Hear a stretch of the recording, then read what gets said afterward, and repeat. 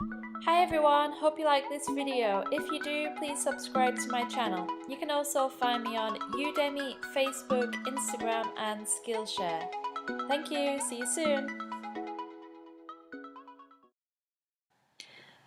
Okay, in this video we're going to learn 10 idioms that you can use in the IELTS speaking exam. So why should you use idioms in the IELTS speaking test? Well, one thing that separates native English speakers from learners of English is the correct use of idioms. In the IELTS speaking test, idioms can really help you to get a higher score, but you need to make sure that you use them correctly, which is why I've made this course. So it is no good to just learn lots and lots of idioms and then just try to use them at any point in the speaking test. You need to make sure that the idioms that you are using are appropriate to what you're saying and that you know how to use them correctly. So what about the writing test? Wait a moment. Idioms are very informal and therefore you should not use idioms in the IELTS writing test. Spoken English is normally much more informal than academic written English, so go ahead and use them, but only in the speaking part. Okay, so I'm going to teach you some very common idioms that you can use in the speaking exam. I'm also going to teach you how to use them correctly. What you need to do is try to practice using them when you are practicing your speaking. If you can, ask a native English speaker to tell you if you are using them correctly. I've included idioms that you can use to describe something, someone, or how you feel, because these are the ones that are most appropriate for the IELTS. Okay, let's start. So our first idiom is sit on the fence, and this idiom means to avoid making a decision.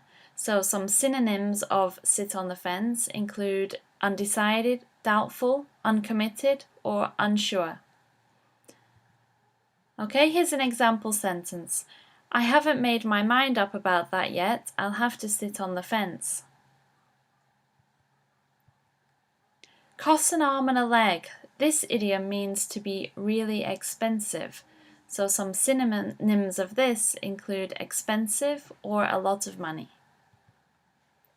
I would love to go to Fiji, but the flight would cost an arm and a leg. Down to earth. If someone is down to earth, then they are very practical and realistic. So they can be described as also sensible or balanced. I once met Cristiano Ronaldo and I was surprised how down to earth he is. A piece of cake. If something is described as a piece of cake, it means that it is easily achieved. Okay, so some synonyms of this include an easy task, easy job, or child's play. The training course was definitely no piece of cake. Hit the books. Hit the books means to study. I don't often go out on Sundays because I need to hit the books. Bump into. If you bump into somebody, it means that you meet them unexpectedly, so you haven't planned to meet them. I bumped into an old friend recently and it was really great to catch up. Early bird. If a person is described as an early bird, it means that they get up early or arrive early. I've always been an early bird. I like to get up early and go for a run before school starts. Go the extra mile. If you go the extra mile, it means that you do more than is required.